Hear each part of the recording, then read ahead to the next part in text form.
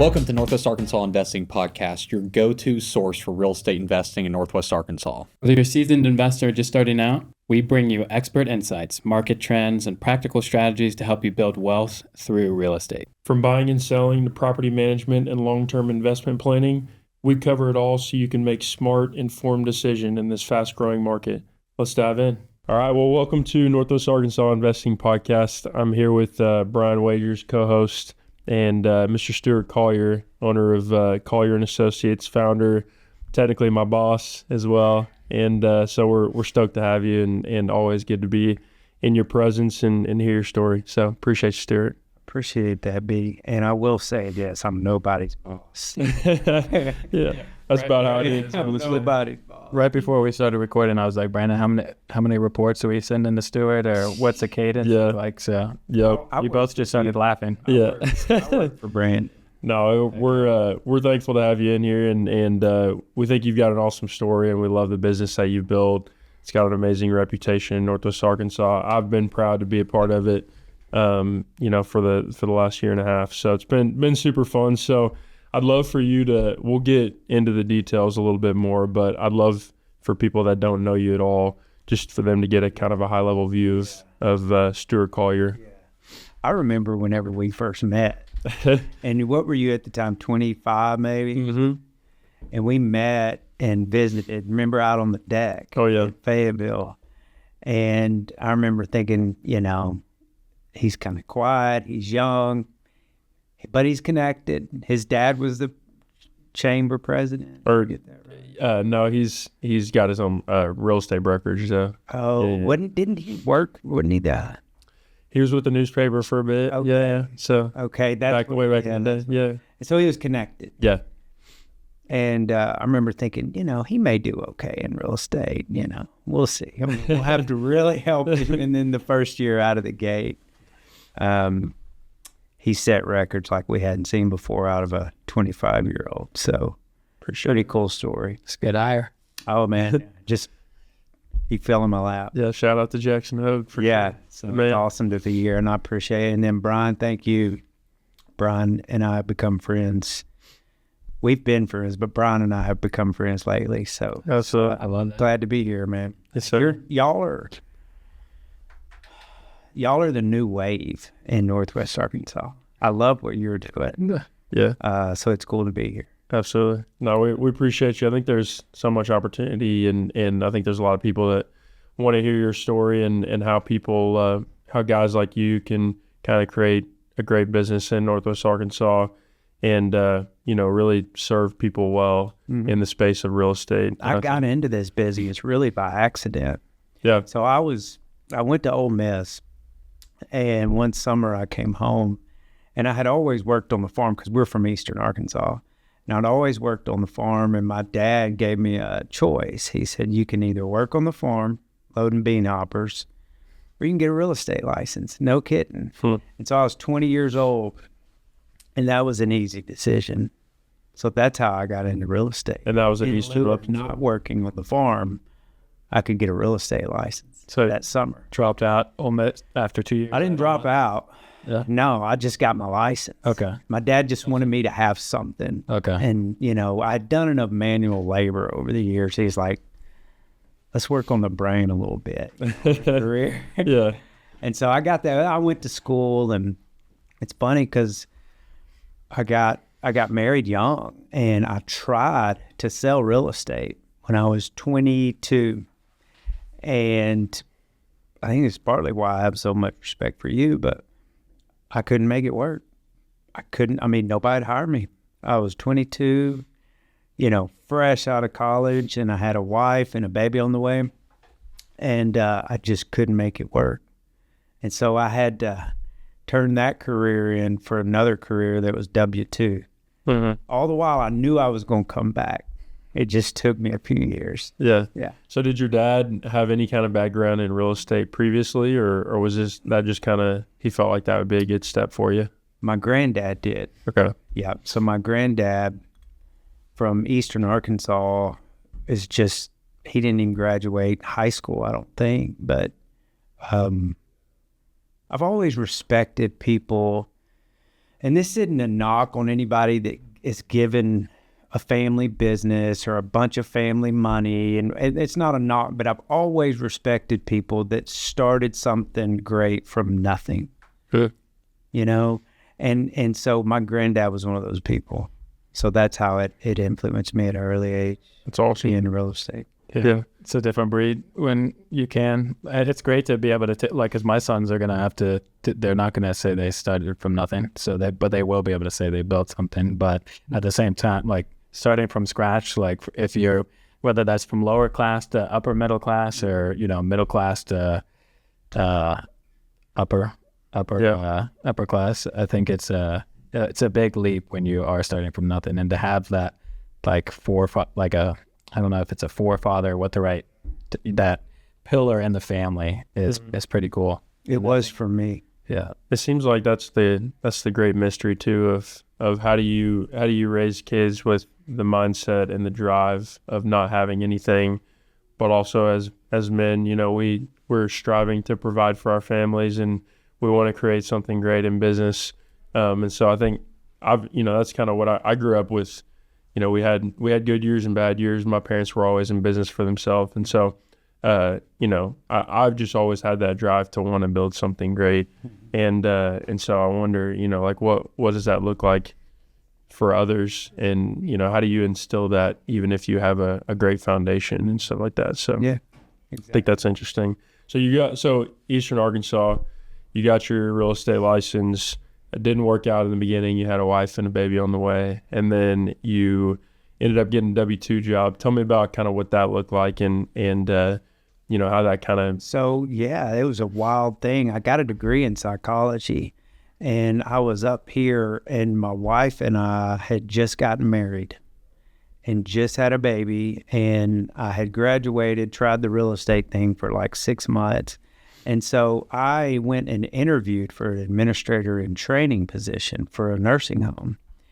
And so I interviewed, and I did not get the interview, or I did not get the job. I actually left my briefcase in the job interview and left. And they called me. They're like, "Do you not want this?" Of course, there was like some loose sheet paper and a briefcase and pens and some blank paper. Exactly, with nothing on it. But then it was just wild. Like, you know, it was a spiritual moment for me, because we went home, and I'm telling you, we didn't have anything. And I remember just telling my wife, "Hey, let's go to the mall. We'll go walk around." I think it was raining. And so we go to the mall, and the guy I interviewed with was supposed to go back to Conway. I worked for Reliance Healthcare. Well, he didn't, because he was at the bottom of the escalators at Dillard's. And I was on the phone with my dad, and my dad's kind of old school, and he said, "Son, I don't care what you do." He said, "You need a paying job. Doesn't matter what it was." He knew the value of just having something. Had a degree. Well, so I see John at the bottom, and I knew I had to talk to him. So I hung up on my dad, and I said, "John, I just need a paying job, anything." And he said, "Okay, well, I have some in the kitchen." And so I got hired in the kitchen of a nursing home, and I worked in that kitchen cooking bagged eggs and washing dishes. No kidding, with the college degree and a hairnet. And it was a 3:30 a.m. shift. And I worked that job for about 6 months. And then they pulled me out and put me through that training program. And I accelerated that training program. And then they put me in North Hills, and I started running nursing homes. So when I was 24, I had 130 employees, and I was running this nursing home over here. We were voted the #1 nursing home in the state because I flipped the culture.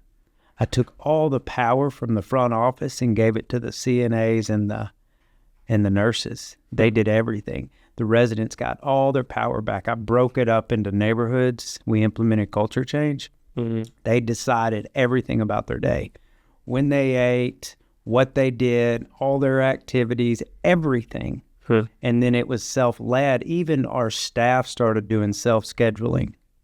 And so we kind of flipped the model, and then they asked me to go open up Catherine's place and be a director of operations. But it's always about people.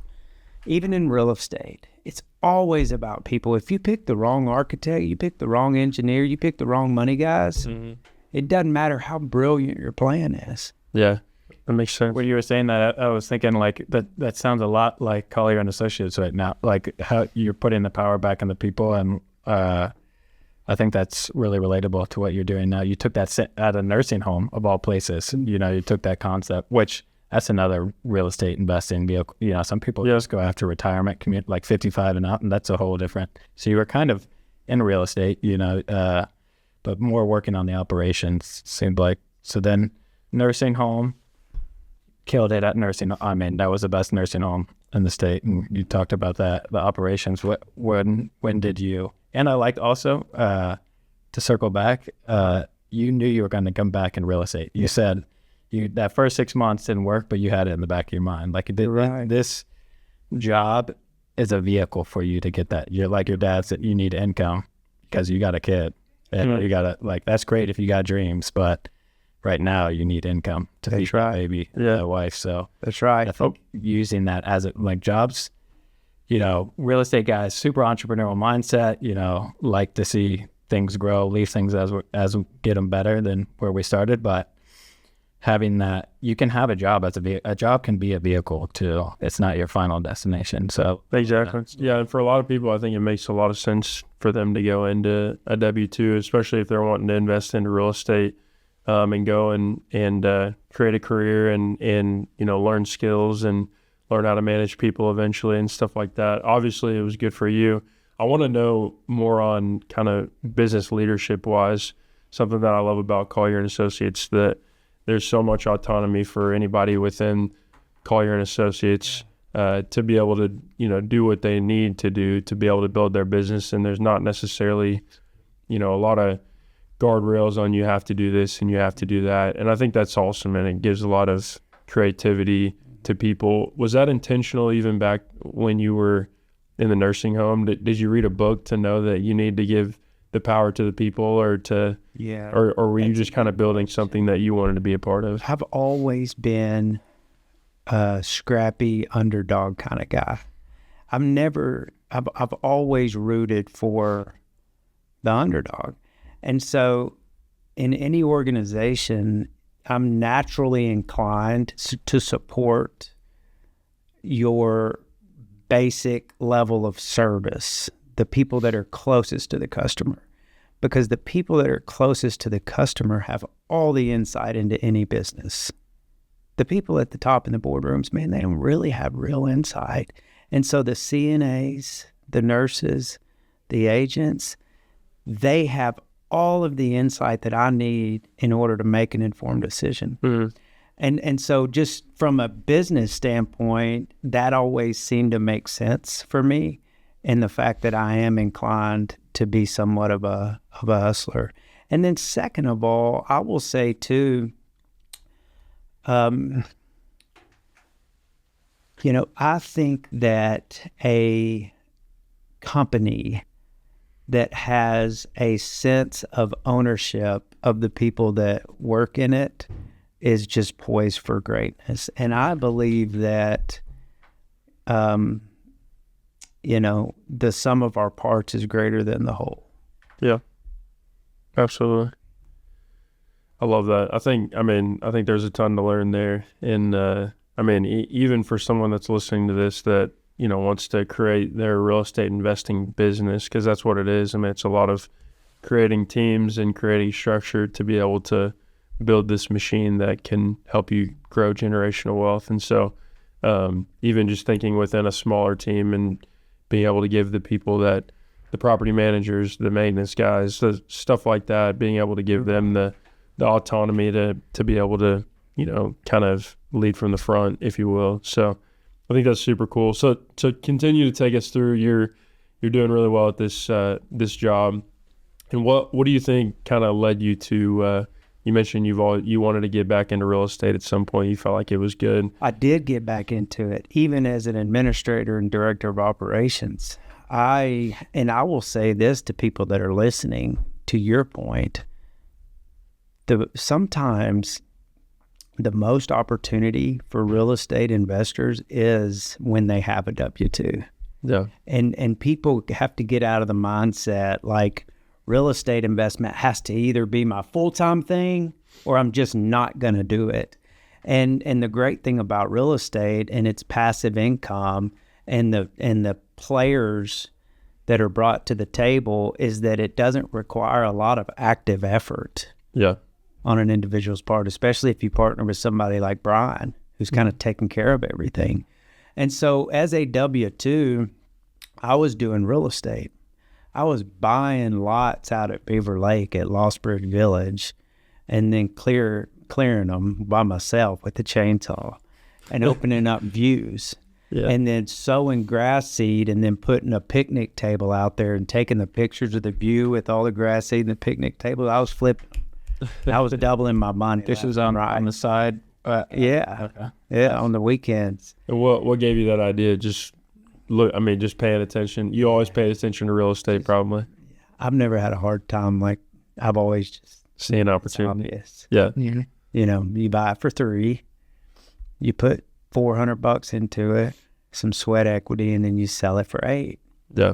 And so I was doing that, and that's kind of when I thought, oh, this is this is fun, and I like these paydays. And so then I started repping, have a relationship with the large clinic system, and they have 130 clinics across the state and Kentucky, Tennessee, and Mississippi. So I got in and I did my first deal with them, and I found them a clinic in Central Arkansas. And so I really, You represented them. I cut my teeth doing commercial healthcare rep, and I think we probably bought or built 50 clinics when I was running nursing homes, and I was brokering all of those deals. Wow. All across Arkansas. So did that went in tandem with your W-2 job?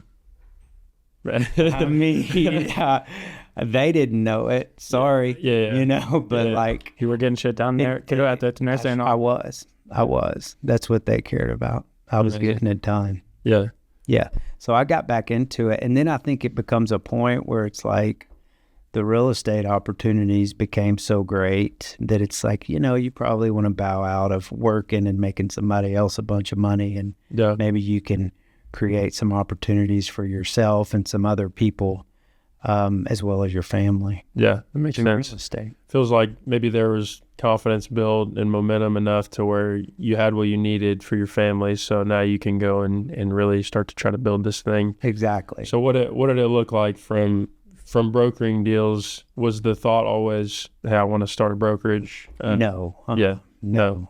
Total accident. Yeah. Or was that just Stuart and Associates at the time, or did like the Yeah, Stuart. It was just your boy, your boy LLC.com, you know? Yeah. It was your advisor? Yeah. LLC. Yeah, it was just me. I just had I was just one person, but I had my broker's license. Yeah. Dude, I literally, this wasn't that long ago. This is only like a little over 10 years ago.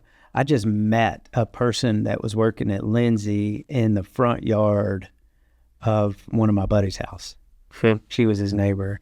And she said, hey, can I put my license in you? John David said, you got a brokerage. And I'm like, technically I do, but I don't have anything to offer you. Yeah. And, So you technically did have your own brokerage yeah, at the time. yeah, Okay. just a one-man show. Yep. Yourboy.com. Check it out. Your boy and associate. I think we were called Collier Properties Realty. Okay. Yeah. Yeah. And anyway, she came over and that's it. That's awesome. So that kind of started to build the momentum a little bit as far as someone joining you. Was it, as far as your production and what you were doing, was it kind of a, things started going with the clinics and then a hockey stick for you, or did it start to build momentum in the business where she came and she was doing well and that allowed you to maybe look at starting to hire a few more? Exactly. Okay. Exactly what happened. Yeah. So When was that? 2013 maybe. Okay. 2013 in Northwest Arkansas market at that time. I mean, nothing what it looks like today, obviously. Dude, that was the right place at the right time. Yeah. Honestly. He was flipping Beaver Lake land 3,000, and I wonder what that's worth now. Like you sold it for 8,000. How you were doubling your money, but no. Dude, I sold one parcel, 22 acres with the boat dock for 185 grand on a paved road. That's crazy. And I made 100 grand. Yeah. Killed it. You were, yeah. Crazy. So, but even I bet that's worth 1.5. Oh, yeah, easily. So coming into that time frame, we're coming out of the recession. Things are probably starting to get cleaned up a little bit. I mean, I'm in probably middle school or junior high at this time. So for folks that are a little bit younger, I mean, give how has Northwest Arkansas real estate changed from then? I mean, you hear a lot of. Well, I was in it in 2004, 5, 6, and it was gangbusters. Yeah. Dude, it was more gangbusters back then than we ever saw during COVID. Really? It was nuts. Yeah. It was crazy. Transactions everywhere. Yep. Yep. It was gangbusters. But then, as y'all all know, in 8 and 9, we overbuilt. Mm-hmm. The whole country did. And then what happened with the banks, Yeah. they were lending just really, really high-risk stuff. Mm-hmm. I mean, they were doing some really high-risk stuff because everybody was feeling so good about the market. Didn't matter. In 6 months, it'd be up 12%. Yeah. So that caught us with our pants down, and we were sitting on quite a bit of inventory, and it was bad around here, guys. Yeah. I mean, it was bad. If you had any money and you had the balls to put it back into the real estate market, you made a killing. Mm-hmm. But to understand that the psyche wasn't that back then. Yeah. It was how bad is this going to really get? Right. And where's the bottom? It's easy to look back and just think like if anybody had cash, why would you not jump in on that? But at the same time, I mean, you really don't. Nobody has a crystal ball, and we'd maybe have never seen. For a lot of people, had never seen that in their lifetime. Dude, the major banks were failing. Yeah. It's like, how bad can this get? And stuff was trading like out at Cave Springs and out west here at like 38 cents on the dollar. Some of those outskirts markets probably got hit harder than like Bentonville proper and Fayetteville. Yeah.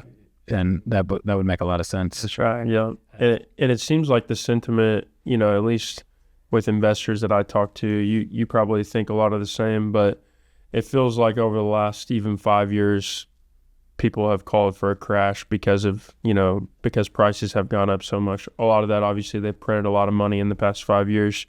But, it seems like if there was ever another crash, especially within the next 5 to 10 years, a lot of people would jump on it and maybe there wouldn't be as big of dips. Do you think that's something that you would foresee as well if we had some kind of crash? There'd be I think you've got to reframe it. The crash isn't going to look like anything that we saw back in 8, right, 7. It's not going to be that because we don't have an oversupply of inventory, and it would take years to get an oversupply of inventory. And the banks did learn their lesson. Yeah. And so they didn't loan a bunch of risky money.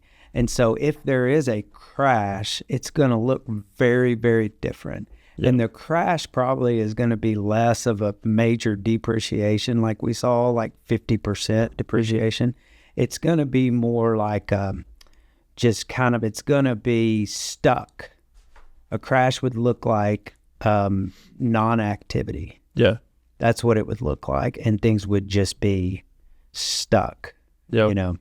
Yeah, that's a great picture to paint right there. And I think in 08, obviously, waiters and waitresses were getting $800,000, homes where they shouldn't have been. And exactly. A lot of people didn't see it coming somehow. There was different lending requirements. I think now 65%, if you're getting commercial loan, 65% is almost a new 80%. 80% was standard like years ago. Now it's 65%. So almost to a point of the lenders being a little more cautious. But I think it also is, how does that compare Northwest Arkansas to nationally? Like 08, nationally people were getting killed. Like if you ask people nationally right now, they would say 2023 and 2024 was like a reset. Like some parts of the country, it felt like a couple years of recession. Like NWA were a little bit insulated by that, and there was like very minimal activity. I think 2023 nationally, the commercial real estate activity, which is a great indicator of recession or pullback is,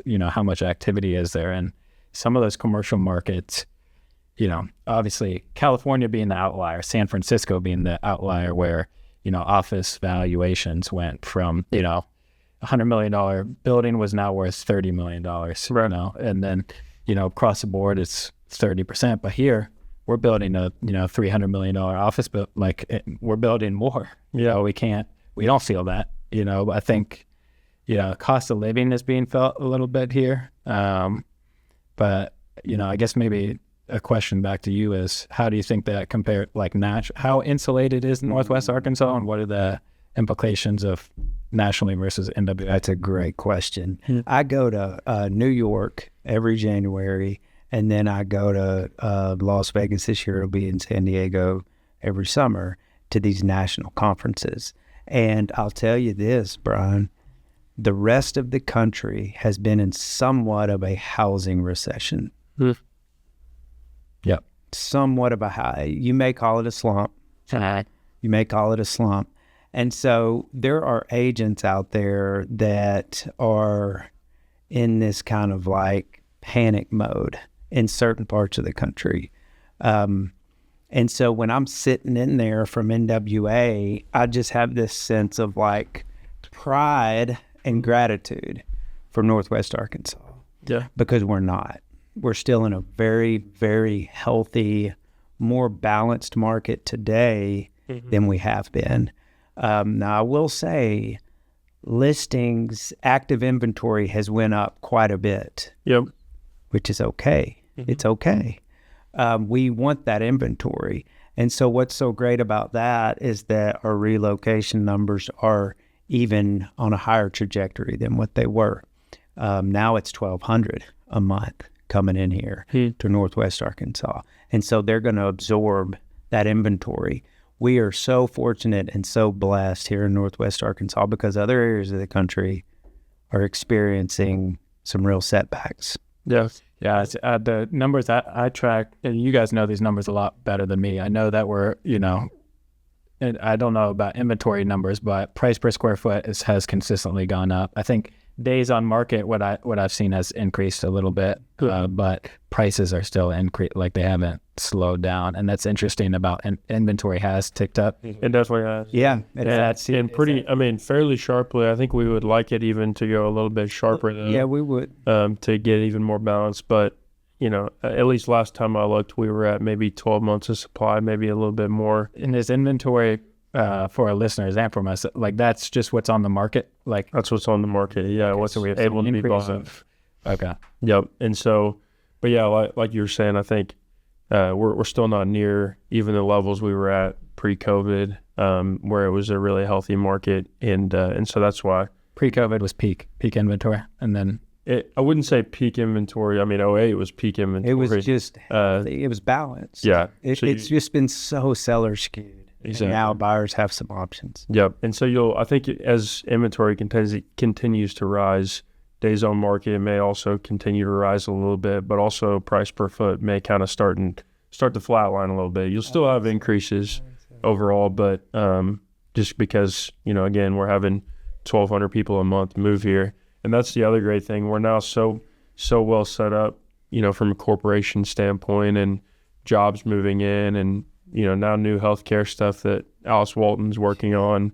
There's just a roadmap to a lot of people wanting to be here and a lot of success, which is cool. So, one little indicator for people to watch that's never talked about is if you'll track builder concessions. That's a real leading indicator. If you'll watch that. Yeah. Watch builder concessions. If builders start putting more concessions towards closing cost or whatever it is, that's a really good indicator.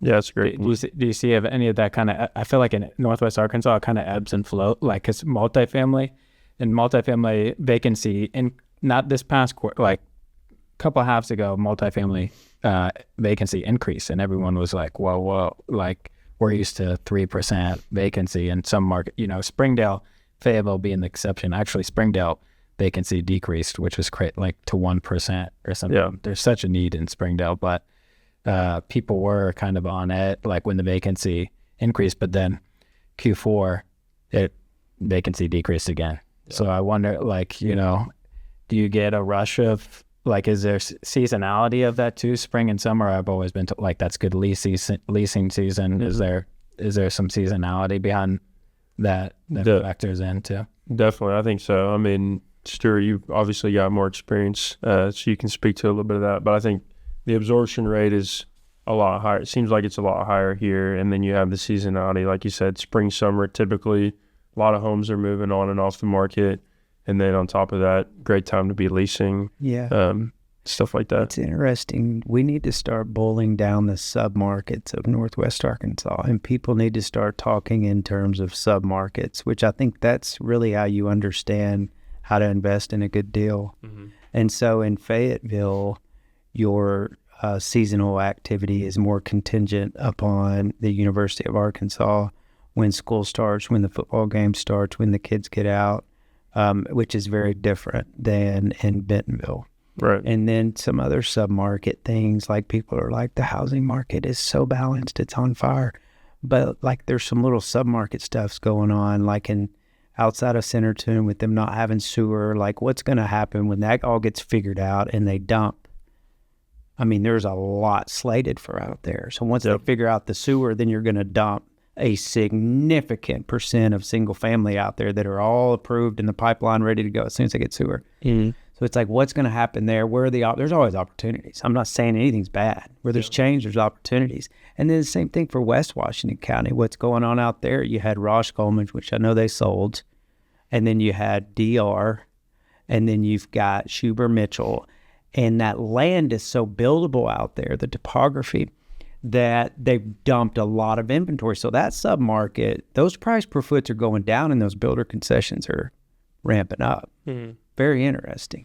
Yeah, submarkets is how you really look at this market. Yeah, the submarkets here, you have to know each one, and they're not all treated the same. I think that's a really good point on Centerton. And as an investor, my mind was just thinking there, like, you have to be poised for those little dips, those little, hey, there was this backflow, 1,000 units came online now. So if you were trying to get top of market rents and you were trying not to offer any concessions, you're going to have to back that up if you want to get those filled up. So I think as an investor, you want to be conscious of that, but that doesn't mean you can't weather it. Like, okay, this deal needs to make sense where we can weather that for however long, whether that's 12 months or longer. So, you want to have that sense of caution. But what's cool about Northwest Arkansas is if you can weather that, dip and you bought it right, you have enough contingencies and enough reserve, you're going to be sitting pretty well. Correct. Because Northwest Arkansas is, in my opinion, better than any other market of absorbing these things. Correct. Because of why, we've talked about it so much on the show, but the anchors besides Walmart and it's, recession resistant, say that 2 times fast, industries, transportation, retail, food, a growing university. University of Arkansas was pretty, like, Kentucky guy, I was pretty, like, excited to see U of A, like, 8th fastest growing college in the nation, when a lot of people right now are talking about, do I put my kids in college? Do I not? Like, so that's something to be said there too on the education front. Yeah, and a lot of it too, I think, with Northwest Arkansas, we obviously are in it, and we're in the day-to-day, especially in real estate, and we see the writing on the wall for, 10, 20 years down the line. And so I think there's no better time right now as an investor to get in the game, to be buying up, properties that make sense for you, but also using smart leverage over time and projecting not necessarily huge rent growth, but steady rent growth and good absorption rate, I think, across the board. I think that's wise. I think I see it too. And commercial real estate and there has been I'd have to look at the numbers, but it felt like there wasn't a ton of activity in 2024 compared to 2022 and 2023. No, definitely. And I think the difference this time too is people are more cautious. You have investors who are underwriting, this deal needs to make sense. If I can still withstand 10% vacancy, what happens if I have bad debt? So I think people still want to do deals, but I'm seeing it, like, people are cautious and kind of hairs on them. Not like I'm not investing until 2027. Yeah. Some parts of some people are like putting pauses on certain investment vehicles across the country, but Yeah, absolutely. Stuart, I want to go back to Collier and Associates and hear a little bit more about that, and then I'd love to hear a little bit more kind of on your own investing strategy and product types you like, stuff like that. But for those that don't know, Collier and Associates, over 250 agents now within the firm, and that's residential for the most part. But there's a commercial division as well. CNA commercial. It probably does 130 million or so a year. It's crazy. So it's getting there. Yeah. So what would you say, just kind of looking back, what would you say some of the biggest kind of milestones for Collier and Associates have been over the years? Brandon still joined. That's when I knew it. I had made it. Yeah, right. No, I want to hear. So I mean, we went all the way up to when you got your first agent hired. Oh, yeah. But what do you think, looking back, some of those? She's still with Collier and Associates. Hoagie. Oh yeah. Heck yeah. Who was that? Shannon. That's right. She's still one of my leaders. That's awesome. That's awesome. So yeah, so you had, but what do you see? I mean, you went to one, obviously, and that was a milestone in the company. But what do you see from there, 2013 to 2025? What do you think a couple of those biggest milestones were that kind of shaped? No, I appreciate the question. Yeah. I think there were happenings prior to those milestones. And so, I think we recognized kind of how antiquated the brokerage business was back then. In a lot of ways it still is, but it was literally, guys, like people were literally just putting a sign in the yard, putting it on the MLS, and that would have been it. Mm-hmm. And the pictures were just not quality. And so I was kind of looking at this thing going, man, why is it being done like this? And so I thought, well, hey, what if we do some things a little different? And it started with just simple things. Like I bought a Matterport camera, and then I learned how to fly a drone. I was doing all that myself. and then started hiring like professional photographers. Once we had a few agents over, then I thought, hey, what if we show what it feels like to do business with us? So then we started creating this content on behind the scenes stuff. And we started creating this content of our culture, and it started resonating with people. And so I think we built a model that was attraction versus promotion. I never recruited. It was all just attraction versus promotion. So I think for people starting out businesses and people that have an intention on growing something great, I think you have to recognize the unmet need, even if you got to make an assumption on what that might be, but you recognize an unmet need of what the public wants, what agents want, what investors want, and then you just solve problems. Like you just put out your solutions out there.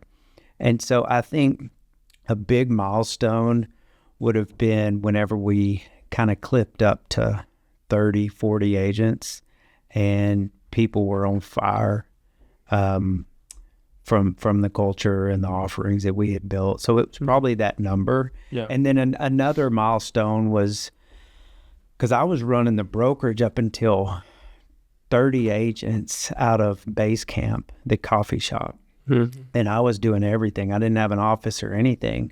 And I was doing like the marketing, the contract signing, and like the training and everything. And so a huge milestone was whenever we got in this Fayetteville office over here, and on 265 and 45, we had the bottom, I think it was like 1,500 feet. Mm-hmm. And that was a big milestone for us because we actually had a brick and mortar. But this thing wasn't started on, it was just grinding. Mm-hmm. We didn't get any money I just did it. Yeah. With a lot of help from people. So that would have been a milestone when we did that. And then another milestone was when we went up to Benton County, and we went to downtown Bentonville before it just blew up. Mm. I'm friends with Jake Newell. Do y'all know Jake? Yeah. Yep. And so Jake's a great salesman. I went up there just to hang out because I was going to worked with him on another deal, and he sold me on downtown Bentonville. And so we went in downtown Bentonville in like 17, maybe, before it just went nuts.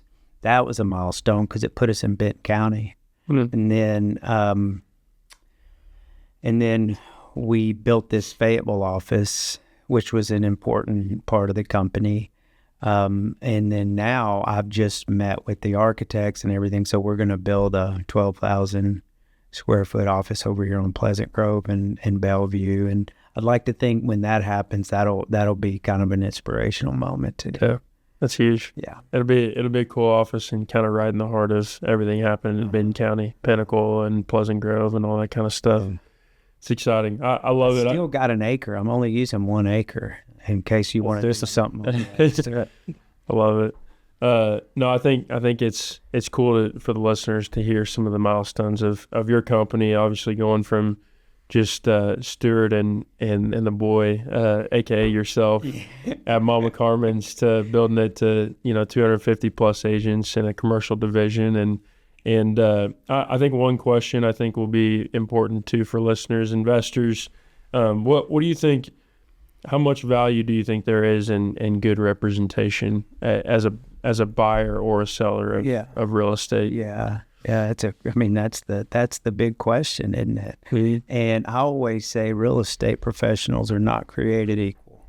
Yep. If anything, there's more disparity in our profession than just about any other profession. And you're talking about buying an expensive asset. And so the question is valid, and it's an important one to answer. I would say that when represented by a professional, then the value is unable to put a number on it. It is everything. A true professional can provide you with the opportunity, can provide you with resources, can protect you from potential financial ruin, and then can also help you build wealth long term. And so when you start talking about those 4 things and the implications, then that can answer your question on value. Absolutely.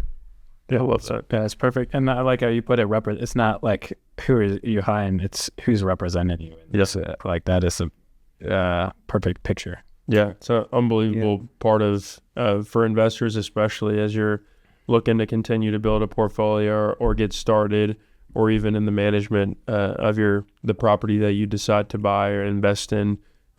Having you may tell you what we're going to do that you need to get in on. Yeah. And I'm open to working with you on this, but taking deals at the table here.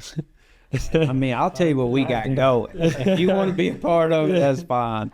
But all right, so all these EXP and all these people, they always want to recruit agents because they say, hey, I'm going to give you a share of this brokerage. Nobody wants to own a brokerage. Mm-hmm. What does every single 1099 real estate professional want to own? Real estate. Mm-hmm. They understand real estate. We're in the deal flow, the tax implications. When they have other income, they can cost seg it. Like, it makes so much sense. And so what we're doing is starting an development fund, an agent development fund. And it's in the very beginning of it, but I want to give our agents the ability to invest in real estate. Yeah. I feel like it's almost a responsibility of me to help other people create wealth. Yeah. And so we're going to take, and we'll probably just start with kind of like 15 or 20, like somebody like you. And you may kick us a deal, and our fund will look at it. And we'll kind of analyze it, and you can help us analyze it, whatever. Whoever can, they'll find deals too. There's going to be a lot of crossover. But agents can put in, if you got 15 agents, you may want to put in 30. You may want to put in 50. Well, you got agents putting in 50 on a deal, and you got 20 of them. That adds up pretty decent. You can start taking down deals. And so our goal is to provide agents, and then we'll open it up to everybody with a different type of fund where all agents can participate even at lesser amounts. And so I want our company to specialize in brokerage always and forever and represent people. But at the same time, I've never met a true professional top producer agent that hasn't done some real estate on their own. I think that agents that are investors, agents that understand the art of the deal, are much more capable in representing the public. Yeah. And so there's those two. We're gonna bring those two together, and we're gonna have a development agent ownership arm, and they're gonna give opportunities to our clients, and our clients are gonna give opportunities to them. And there's gonna be this lifting of the guard, so to speak. That was going to be my question. Why do you think brokers are, can be very transactional? You have transactional coordinators. Why do you think more brokers aren't invested in real estate? It seems like they should be. You're making it easier for them with this development model. I think that's a great idea, and especially with the people that you've got in your circle. I wonder why. I think, from the outside looking in, maybe they're just chasing the next transaction. They're just chasing that next commission check. It's a mindset, Brian. And it's just commission check to commission check. But some of these, if you're a top 50, top 100, I don't think you have to even be top 100. But I would think, okay, as I'm building this transactional income, I'm putting it more into the vehicle I'm already pretty vertical with, transacting with. But for me, I would think more. I think Northwest Arkansas actually has, some realtor crossover. Maybe it's the top percenters, those top guys, because they're also representing clients that maybe are real estate investors too. But I think we can make the opportunity or create the opportunity for not just the top, but the top 50%. Yeah. I think you had a good point in there, just that, if, especially for investors listening to this, I think working with an agent that I think to be a true professional, a true broker in the business, one of the best, it makes the most sense for you to be somehow invested into real estate and to be able to understand even to the fullest extent, everything that you could possibly know about real estate. And that would be one of them, obviously one of the big things.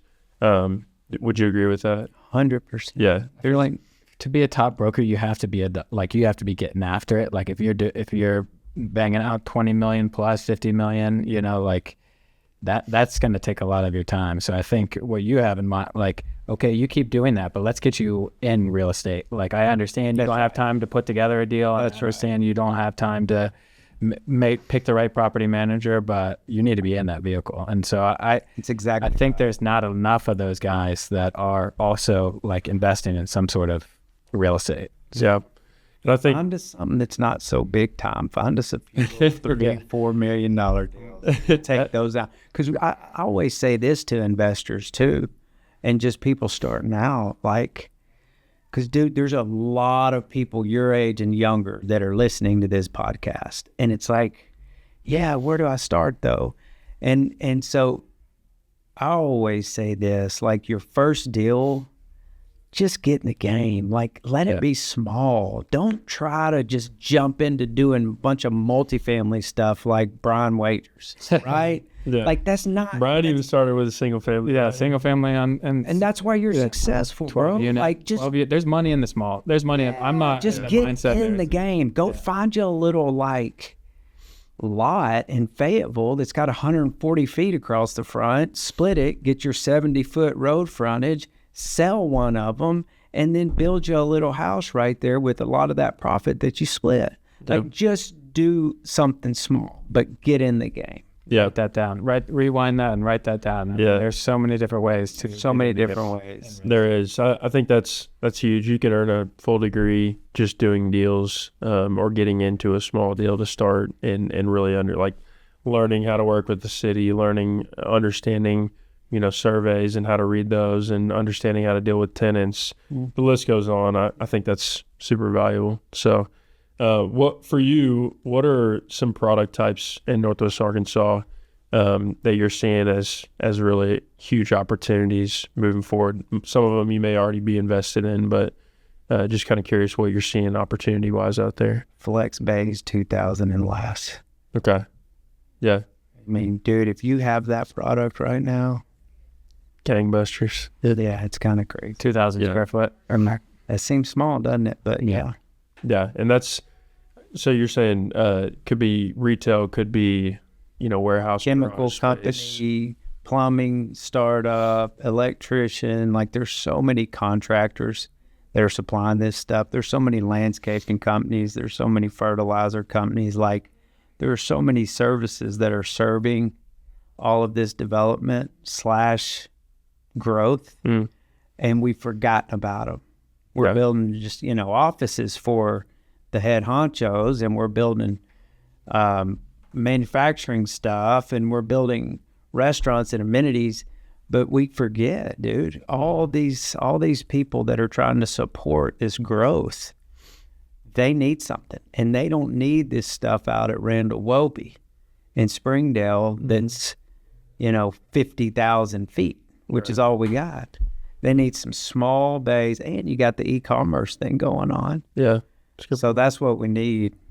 And I see it on the wall too. Like, just bought Laxon Painting, father-in-law's painting business. So I'm looking at building a flex space, and I went through so many different models of 5,000, 10,000. So that's pretty good game on that 2,000 square. I think you're right there. Seems low, but you can get higher price per square foot, and the case for that is there's the vendor world around here, and the vendors that serve the other vendors, and just that whole community of growth. You also mentioned you said that you think there's some opportunity in land, whether that parceling it out or land development. It sounds like. Oh yeah, and I'll tell you why. These cities, especially Fayetteville,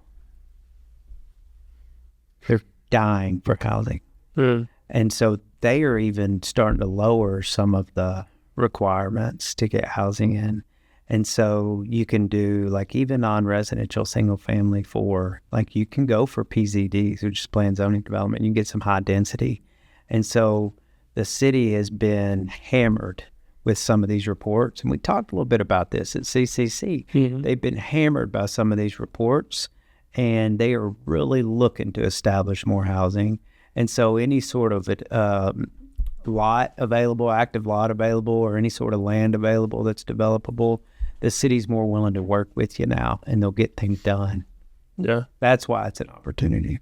Yep. I love that. I think, that's the hard part is finding those, right? And that's the kind of work that, I work with a lot of investors that they're making the calls themselves. They're sending the mail. They're doing all They're out there, though. And they're finding them. One across from the Walmart on MLK on Rutledge. Really? Yeah. I got me a variance. Just bought a single family lot, got me a variance, got 2 doors, did a duplex, leased it out. Love it. They're still out there. They are, 100%. You got to get out there and find them. Your advice to a newbie real estate investor, are you telling them to niche down into just that land or that flag? Are you telling them to look at just one market? What would your advice be, to cast a wide net or cast it narrow? That's a good question. Go with the most well-known area, to them. Like they got to go with the most familiar area that they know about. So like if they live in wherever they live, they need to focus on whatever that area is or whatever they have ties to. You've got to go with the area that you know. Yeah, I think that's good. Great. And that's also unique part about NWA is like you can niche down and, maybe an asset class, and maybe that broadens out, but you can also become the owner of that. You're in Cave Springs and you know everything about Cave Springs. Sure. So I think there's definitely opportunity there. Absolutely. Yeah. That's where you start. And this is kind of high pressure. I don't want it to make people feel stuck, but you got to do a good deal on your first deal. Yeah. You have to. Yeah. You do a bad deal on your very first deal, it's tough, even just psychologically. Yeah. Mm-hmm. It's tough. You have to do a good deal on your first deal. You don't have to do a great deal. Mm-hmm. Yeah.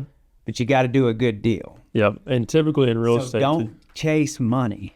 Yeah. Don't chase money. That's a great advice. Yeah. Don't be so excited just to do your first deal. That's right. So make sure that we talked about it a little bit earlier, but make sure you're underwriting for worst case scenarios and, where you're at least covered during those. Yep. And I think that helps when you aren't swinging for the fences. You're not chasing money, like you said. If you are chasing money, then you're penciling to just chase the money. You're not taking into other factors. So. That's right. That's a great point. We're kind of, just as we wrap up here, I've got a few other quick questions that I'd love your thoughts on. And So just overall Northwest Arkansas, what are some sub-markets? We talked a little bit about that, but sub-markets that you're really excited about in the coming years? I'm excited about this up here, y'all. I'm excited about the Pinnacle area. I mean, when you really look at it, and the soccer stadium going in, and the Visionaries just now going in, and we already have the amenities with the AMP and Top Golf, and now they're starting to put in housing. I've heard some rumors about some other stuff going on here at Pinnacle Hills Parkway that are big announcements that I'm sure everybody will hear about. And so there's no area like this Pinnacle area in the South, and in a lot of ways. Maybe some places in Dallas, but Dallas is kind of hurting right now. But yeah, this area that we're in right now is probably what I'm most excited about. There's some crazy stuff going on. There is a lot of stuff we never thought we'd get, for sure, which is cool. It's expensive. The land's expensive already. I moved to this part of the NWA about 3 years ago, and that was before that it was Cave Springs for about 6 years, and before that it was Fayetteville. But so Are you here? Yeah, I'm here. You're lucky. I'm a stone throw from right here. So. I might have missed the boat. Yeah. But I know. That's it. We had Tom Allen on, and I was just thinking about that. He mentioned, obviously he's part of the orchestration of what's happening up here in Pinnacle, and he was like, we'll build a building, and we'll project these rents that seem crazy, and we fill them up every time. And every time we build a building, it just continues like that. And so obviously there's a lot of desire to be down here. It's right in the thick of everything, a lot of fun things to do, restaurants to eat, which is a lot of fun. Parlaying off of that, what is your vision for Northwest Arkansas and kind of continued growth? What would you like to see a lot of in the next 10 years or more? Yeah, that's a good question. So I think we have done some really good things in Northwest Arkansas, including our trail system and our connectivity. And then also some of the cities starting to change the codes that are a little bit more development friendly, just kind of less antiquated. And so I think that is a good start for us in Northwest Arkansas. I would like to see us build out our road infrastructure a little bit quicker. And I know that's hard to say, not being in it. But when you go to 1 million, which I think we'll probably push past 1 million by 2050, that infrastructure has got to be in place. And so I would like to see Northwest Arkansas leaders, whether it's the council or the cities or whatever, really put an emphasis on our transportation and infrastructure. I mean, we're already seeing a little bit of it out in Centerton and stuff with the sewer, and that could really hold things up. And then the traffic is starting to be somewhat off-putting for people that are looking to relocate. So if they could kind of really, if we could all focus on those two things as much as possible, I think we'll be okay. Those are the two biggest threats, though. I love it. Yeah, I agree, and that's a common thing. I think Tom mentioned infrastructure as well. Everyone, it's conscious of the real estate investors, I know, but I hope it is in, government leadership. It seems like it is, because some of the investors are on boards, but good. I think they need to be. I think that message needs to be more loud and clear to that government leadership. Absolutely. We're going to have them. Yep. Agreed. But Stuart, man, we appreciate you. We love your story. We think you're a visionary, just a high quality dude, and we like spending time with you. I think a lot of you guys, both, I think we'll probably do some business. We already do business. So. Yes, sir. We're thankful for you, and there's so much of your story that we didn't even get into, but I love kind of what you're about and the qualities that you have about yourself. I think we both would like to be more like Stuart. So we appreciate your time. How can people get in touch with you or in touch with Collier Associates even? They can call me. I'm a old school. I'm a talker. Yeah. Just call my cell phone. Okay. It's on our website. CollierPropertiesRealty.com from the original. You never changed it. I love it. So go find them there, and that is the website. CollierPropertiesRealty.com, right? Yeah. Well, you can get it's Collier Homes NWA. That's what. Okay, sorry. Yeah. But that's our holding. That still lives to this day. But it's CollierHomesNWA.com. Perfect. Yeah. Well, we appreciate you, and thanks again for being on with us. Thank you. Yeah, thanks, Stuart. You bet. See you guys. See ya. Our next sponsor is from Whinstone Private Lending. This episode is brought to you by Whinstone Private Lending, one of the top private and hard money lenders now serving Northwest Arkansas. Whether you need short-term capital for a flip, a bridge loan, or creative financing, they've got you covered with very flexible products to fit nearly any deal, including 100% financing. What sets them apart is their deep expertise, fast response times, and ability to think outside of the box to help investors like us close quickly and efficiently. If you're looking for a real lending partner, check out Whinstone Private Lending. Link is in the show notes.